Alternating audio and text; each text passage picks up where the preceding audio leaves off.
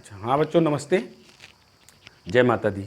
कल हमने आपको पूरक समुच्चय पढ़ाया था, ठीक है। उसके 2-3 क्वेश्चन आपको बताए थे, आगे उसके हमें चलना है। ध्यान दीजिए आप। जैसे क्वेश्चन है अगला, यदि u बराबर, यदि यूनिवर्सल सेट दिया है हमें, क्वेश्चन है ये, u equal A B C D E F G H, A B C D E F G H, ये अवयव हैं यूनिवर्सल सेट के। इसको आप सार्वत्रिक समुच्चय या समष्टि समुच्चय कहते हैं, ठीक है। इसके बाद निम्न के क्वेश्चन है, निम्न के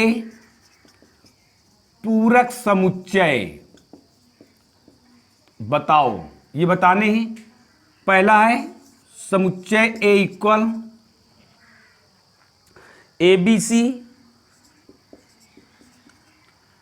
बी इक्वल, सेकेंड पार्ट है D E F ji,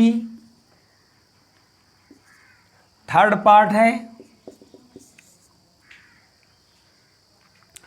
A C E G, A C E G, fourth part है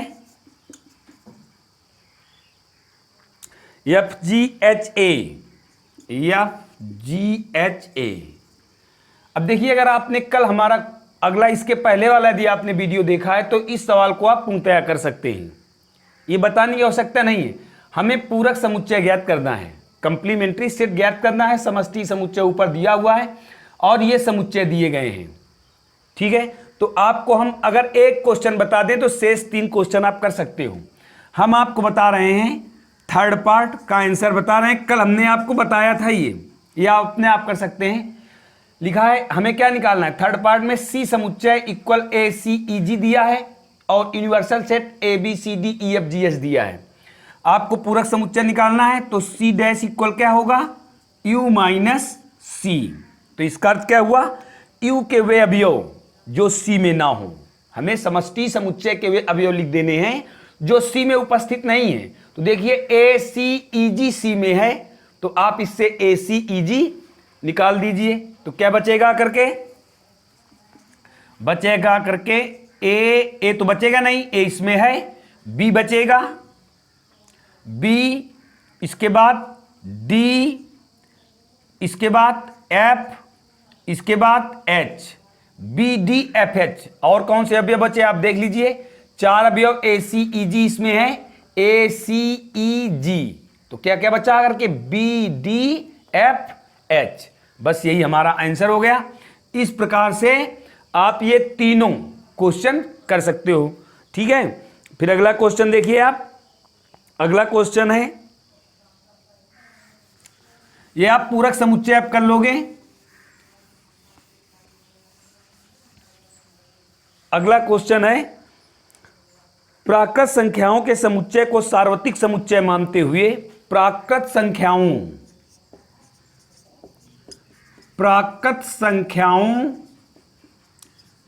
के समुच्चय को सार्वत्रिक समुच्चय मानते हुए, कह रहा है सार्वत्रिक समुच्चय मानते हुए, ठीक है। कह रहा है निम्न के पूरक समुच्चय ज्ञात कीजिए, निम्न समुच्चयों के पूरक समुच्चय ज्ञात कीजिए। निम्न समुच्चयों के पूरक समुच्चय ज्ञात करने हैं, ठीक है। पहला क्वेश्चन है A equal X such that X एक प्राकृत सम संख्या है, एक प्राकृत सम संख्या है। सेकेंड क्वेश्चन है B equal X such that X एक प्राकृत विषम संख्या है, एक प्राकृत विषम संख्या है। थर्ड सी इक्वल है x सच दैट x संख्या 3 का एक धन गुणज है। x सच दैट s संख्या 3 का एक धन गुणज है। फोर्थ है d equal x such that x एक अभाज्य संख्या है।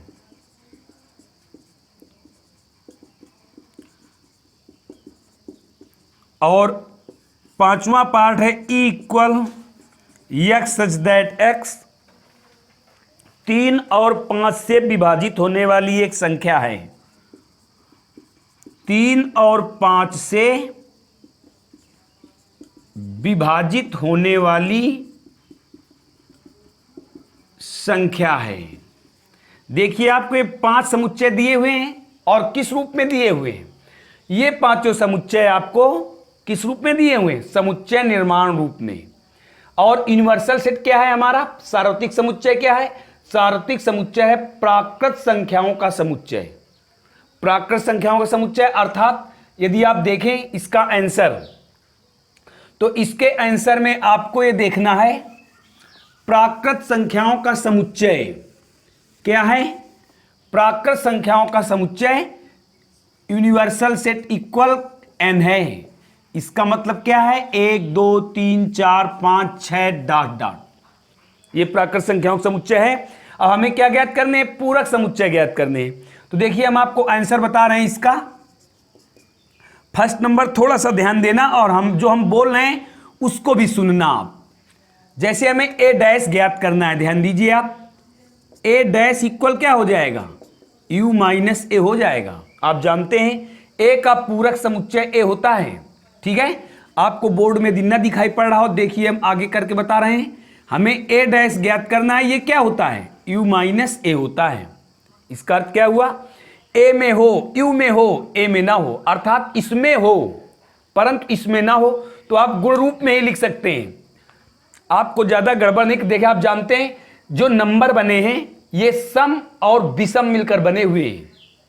जो प्राकृतिक नंबर बने होते हैं कैसे होते हैं? सम और विषम। थोड़ा सा दिमाग लगाइए, आपके क्वेश्चन लगाना नहीं पड़ेगा, सीधे आप आंसर बता देंगे। देखिए जो नंबर बने हुए कैसे हैं? ये सम और विषम से मिलकर बने हुए हैं। ये भाज्य और अभाज्य से मिलकर बने हुए हैं। तो देखिए यहां क्या लिखा है? x सच दैट x एक प्राकृत सम संख्या है।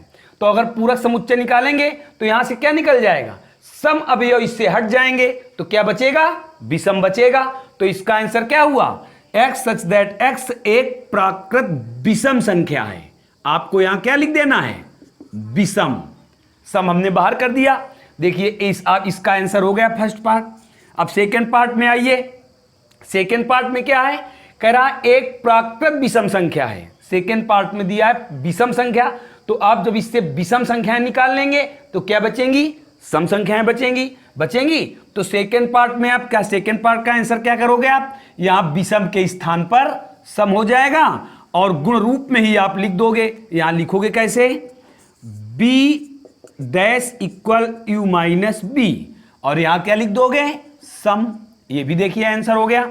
ठीक है, ये आंसर हम आपको बता रहे हैं। फिर थर्ड पार्ट में क्या लिखा है? अब आप ध्यान दीजिए। फिर थर्ड पार्ट में है x सच दैट x संख्या 3 का एक धन गुणज है। देखिए तो अब इससे आप कौन सी संख्या निकालेंगे? यूनिवर्सल सेट से आप 3 के गुणज निकालोगे। तो 3 के गुणज निकल जाएंगे तो क्या बचेंगे? जो 3 के गुणज नहीं है। ध्यान दीजिए भाई, समुच्चय C में ये हैं, हमके C डैश ज्ञात करना है हमें। तो C डैश क्या हो जाएगा? u माइनस सी होगा, अर्थात u के वे अवयव जो C में ना हो। और C में कैसे अवयव हैं? 3 के गुणज हैं। 3 के गुणज हैं तो आप इससे 3 के गुणज बाहर कर लोगे तो क्या बचेंगे? जो 3 के गुणज नहीं हैं। तो आप क्या लिख दोगे यहां? C dash third part C dash equal u minus C. क्या लिख दिया आपने? x सच दैट x संख्या 3 का एक धन गुणज नहीं है। आपको आगे नहीं है लगा देना है। पूरक समुच्चय का मतलब वास्तव में विलोम होता है, एक दूसरे के पूरक। ठीक है, फिर इसके बाद डी आ जाइए। चौथे पार्ट में क्या है? x सच दैट x एक अभाज्य संख्या है। तो अभी थोड़ी देर पहले हमने आपको बताया था कि जो नंबर बने होते हैं सम और विषम अंक होते हैं, तथा सम और भाज्य और अभाज्य अंक होते हैं। तो ध्यान दीजिए डी नंबर में क्या है, x सच दैट x एक अभाज्य संख्या है। तो इससे क्या हो जाएंगी, अभाज्य संख्याएं आप बाहर कर दोगे तो कौन सी संख्याएं बचेंगी, भाज्य बचेंगी। तो डी का आंसर क्या हो जाएगा, फोर्थ में d equal u minus D. तो क्या बचा करके, x सच दैट x एक भाज्य संख्या है। फिर इसके बाद इसमें आप आ जाइए v में ई डैश इक्वल क्या हो जाएगा, u माइनस ई। तो क्या बचेगा, इसमें क्या कहा है, 3 और 5 से विभाजित होने वाली संख्याएं। तो आप यदि इनसे 3 और 5 से विभाजित होने वाली संख्याएं निकाल देंगी तो क्या बचेंगी, जो 3 और 5 से विभाजित नहीं होती। तो क्या लिखोगे, x सच दैट x 3 और 5 से विभाजित न होने वाली संख्याएं। यहां केवल आपको न कर देना है, न होने वाली संख्याएं। तो इस प्रकार से आपका आंसर हो गया। गुण रूप में था, गुण रूप में आपने दे दिया, सरल हुआ, कोई दिक्कत नहीं होगी। आपको ये वीडियो बहुत ध्यान से देखना है, जिससे क्वेश्चन आपको टेस्ट में भी मिल जाए तो आपको दिक्कत ना है, आप आसानी से कर सकें। फिर इसके बाद आगे चलते हैं। आगे देखिए कुछ पार्ट इसी में और हैं। अगला है, ये क्वेश्चन यही है हमारा, देखिए इसके बाद है, आपको हमने 5 नंबर तक बताए। 6वां नंबर देखिए आप, 6वां नंबर क्या है, x सच दैट x, इसको हमने f मान दिया। x सच दैट x एक पूर्ण वर्ग संख्या है, एक पूर्ण वर्ग संख्या है। तो आप f डैश ज्ञात कीजिए, इसका आंसर हम आपको दिए दे रहे हैं, f dash equal u minus f। तो ध्यान दीजिए इसमें पूर्ण वर्ग संख्या है, तो आप क्या करोगे, इससे पूर्ण वर्ग संख्याएं बाहर कर दोगे तो क्या बचेंगी, अपूर्ण वर्ग संख्याएं बचेंगी। भाई पूर्ण वर्ग और अपूर्ण वर्ग दोनों इसमें हैं, ठीक है। तो हम क्या कर देंगे, पूर्ण वर्ग संख्याएं बाहर कर देंगे। अगर पूर्ण वर्ग संख्याएं बाहर कर देंगे तो बचेगी क्या, अपूर्ण वर्ग बचेंगी। तो आप क्या लिख देंगे यहाँ, x सच दैट x एक अपूर्ण वर्ग संख्या है, ठीक। फिर इसके बाद 7वां नंबर आया। 7वां नंबर क्या है, x सच दैट x एक पूर्ण घन संख्या है। f के बाद हो गया g, x such that x एक पूर्ण घन संख्या है। तो इसका आंसर क्या लिखोगे आप, g dash equal u minus G. फिर देखिए पूर्ण घन संख्याएं इससे हम निकाल देंगे तो क्या बचेंगी, जो पूर्ण घन संख्याएं नहीं होंगी। क्या बचेंगी, जो पूर्ण घन संख्याएं नहीं होंगी। तो आप क्या लिख दोगे यहां, x सच दैट x एक पूर्ण घन संख्या नहीं है। बस ये आंसर हो गया। फिर इसके बाद 8वां नंबर देखिए आप, ये इसका आंसर है। 8वां नंबर देखिए, 8वां नंबर है x such that x plus 5 equal 8। Ji H समुच्चय में दिया है x such that x plus 5 equal 8, ये समुच्चय है। तो आप h डैश निकालोगे तो क्या लिखोगे, u माइनस एच, और क्या लिख दोगे, x such that x plus 5 does not equal 8। इसका विलोम लिख देना है। यहां देखिए h समुच्चय क्या है, कह रहा है x में 5 जोड़ने से 8 आता है, तो इसका विलोम क्या होगा, x में 5 जोड़ने से 8 नहीं आता है, तो डज नॉट इक्वल कर दिया। इसमें ये समुच्चय यही है, सार्वत्रिक समुच्चय यही है, इसमें वह संख्याएं हमको नहीं लेनी जिसमें जोड़ने से 8 आ जाए, ठीक है। फिर इसके बाद है अगला नंबर 9 नंबर, आप देखिए 9 नंबर है। 9 नंबर में आई अगर समुच्चय मान दें तो x such that x is greater than equal 7, is greater than equal 7। तो आप क्या लिखोगे इसमें, यहां आप लिख दोगे i dash equal u minus I, और यहां क्या हो जाएगा x सच दैट x। देखिए इसका विलोम क्या होगा, इससे हमें कौन संख्या हटानी, 7 और 7 से बड़ी संख्या इससे हट जाएंगी। देखिए x is greater than equal 7 है, इसका अर्थ है x का मान या तो 7 है या 7 से बड़ा है। तो 7 या 7 से बड़ी संख्या आप इससे हटा दीजिए तो क्या बची, 7 से छोटी संख्याएं। तो क्या लिख दोगे, x is less than 7, equal नहीं लगाओगे क्योंकि 7 तो इससे चला गया, 7 इसमें है, और 7 से बड़ी संख्या हमने हटा दी, तो क्या बची इसमें? 7 से छोटी संख्याएं। फिर इसके बाद 10 नंबर हो गया। फिर इसके बाद 11 नंबर क्या हुआ? क्वेश्चन हो सकता है। देखिए बच्चों, एक बात मेरी ध्यान रखना, हम आपको कम समय में ज़्यादा सवाल बताने का प्रयास कर रहे हैं। क्यों? क्योंकि एनसीईआरटी बुक में क्वेश्चन है और मैं चाहता हूं ये कि हर एक क्वेश्चन मैं आपको बताऊं, पूरी आपको एक ऐसी बुक बना के दे दूं जिससे आगे कभी आपको दिक्कत ना पड़े, सरल ढंग से और हिंदी मीडियम से। तो इसलिए हो सकता है कि नंबरिंग में हमसे कहीं एरफेर हो जाए, तो उसका ध्यान न देना। क्वेश्चन सब मिलेंगे। जैसे अब हम किताब से देख के आपको क्वेश्चन लिख रहे हैं, x such that x belong number 2x + 1। देखिए सही है, क्वेश्चन नंबर 10 है हमारा। क्वेश्चन नंबर 10 हम बदल दिए, x such that, ये समुच्चय है x such that 2x + 5 = 9, ये है। तो इसका आंसर देखिए आप, हम j डैश लिखा यहां, तो क्या हुआ? j डैश होगा करके u - j। जब u - j होगा कितना हो जाएगा? x such that 2x + 5 does not equal 9। हमें j के हुए अवयव इससे नहीं लेने जो यहां मान रखने पर योगफल 9 आ जाए, तो 9 योगफल ना आए, ये पूरक हो जाएगा इसका। फिर इसके बाद बचता है 11वां पार्ट आपका। तो 11वां पार्ट देखिए आप, 11वां पार्ट है जे के समुच्चय हमने मान दिया इसे, और है x such that x, इसे हमने के समुच्चय मान दिया।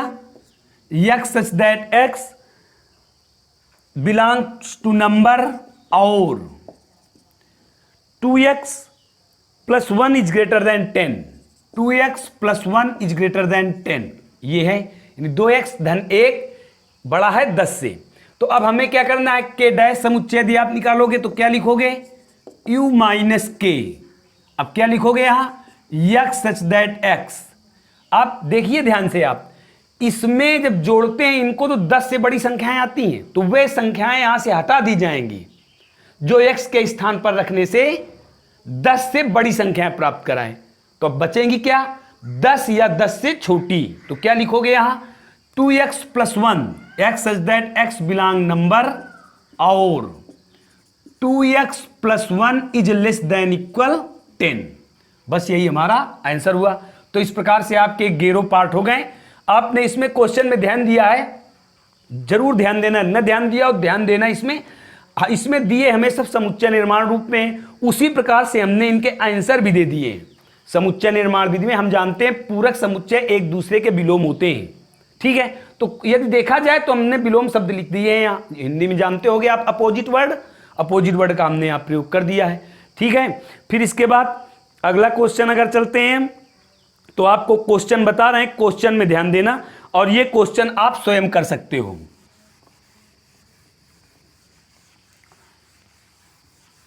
क्वेश्चन देखिए आप और इसे करने का प्रयास करना। देखिए क्वेश्चन है, यदि यूनिवर्सल सेट, यदि यू इक्वल 1 2 3 4 5 6 7 8 9 और समुच्चय ए इक्वल 2 4 6 8, समुच्चय बी इक्वल 2 3 5 7, 2 3 5 7, तो निम्न को सत्यापित करो। तो निम्न को सत्यापित करो, यह क्वेश्चन है हमारा। अभी इसमें पार्ट है number first, A union B का whole dash equal A dash intersection B dash. Second part है ए इंटरसेक्शन बी का whole dash equal A dash union B dash, ठीक है। तो इन दोनों में हम आपको एक का आंसर बता रहे हैं, एक आप नया लगाओगे। जैसे मान लीजिए मैं आपको फर्स्ट पार्ट का आंसर दे रहा हूं। फर्स्ट पार्ट में हमने पहले लिखा LHS ए यूनियन बी का होल डैश। अब आप इसको क्या लिख सकते हो, U minus A union B लिख दोगे आप। U minus A union B लिख दिया हमने। अब U क्या है, U ये है और ए यूनियन बी लिख दीजिए आप। तो यू में 1 2 3 डैश डैश 9 तक आप लिख देंगे सारी संख्याएं, माइनस ए यूनियन बी में ए और बी की सभी अवयव। तो क्या हो जाएगा देखिए आप, 2 3 4 5 6 7 8, अर्थात 2 से 8 तक, 2 3 4 5 6 7 8। अब क्या बचा करके, केवल कितना बचेगा करके, 1 और 9 बचेगा करके। तो यहां हमने 1, 9 लिख दिया। LHS आ गया है। अब आप यहां RHS लिखोगे। RHS में क्या लिखोगे, A dash intersection B dash. तो A डैश क्या होता है, U minus A intersection U minus B। तो आप यहां डायरेक्ट कर सकते हो, U माइनस A, U में हो A में ना हो, तो 2 4 6 8 आप हटा दीजिए, कितना बचेगा, 1 3 5 7 9 इंटरसेक्शन U माइनस बी। तो 2 3 5 7 हटा देंगे आप, 2 3 5 7 हटा दोगे, क्या बचेगा करके, 1 3 4 और 2 3 5 7 हटाया आपने, 2 हटाया, 3 हटाया, 5 हटाया, 7 हटाया, 6 8, इतना बचा करके। ठीक है, 8 नहीं 9 बचेगा यहां, 7 8 9, 9 भी बचेगा, इतना बचा करके। अब आप इनमें देखिए इंटरसेक्शन क्या है। तो इंटरसेक्शन देखिए, U माइनस ए, यू में हो ए में ना हो, तो 2 4 6 8 हटाया, तो बचा करके यहां 1 3 5 7 9। इसमें 2 3 5 7 हटाया, तो यहां 3 नहीं बचेगा।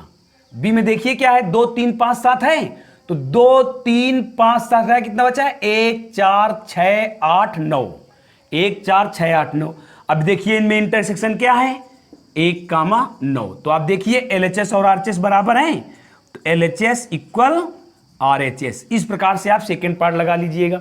ठीक है, अब इसके बाद यदि सभी के पास बुकें हों NCERT की, या किसी एक दूसरे से लेकर के आप देख सकते हो, तो हम, चलो कोई बात नहीं, हम आपको सारे क्वेश्चन बताएंगे। ठीक है, एक एक क्वेश्चन हम आपको हम NCERT बुक के एक एक क्वेश्चन बता रहे हैं। आप लोग इस वीडियो को बहुत ध्यान से देखना, सरल भाषा में बता रहे हैं। यदि आपको हमारी पढ़ाई हुई भाषा समझ में ना आई, तो फिर आपको, अब हम अपने मुंह से नहीं कुछ कहना चाहते। ठीक है, आप लोग समझदार हैं। धन्यवाद। हमें सब्सक्राइब भी करना, शेयर भी करना और इसके बाद लाइक भी करना। धन्यवाद। जय हिंद, जय भारत।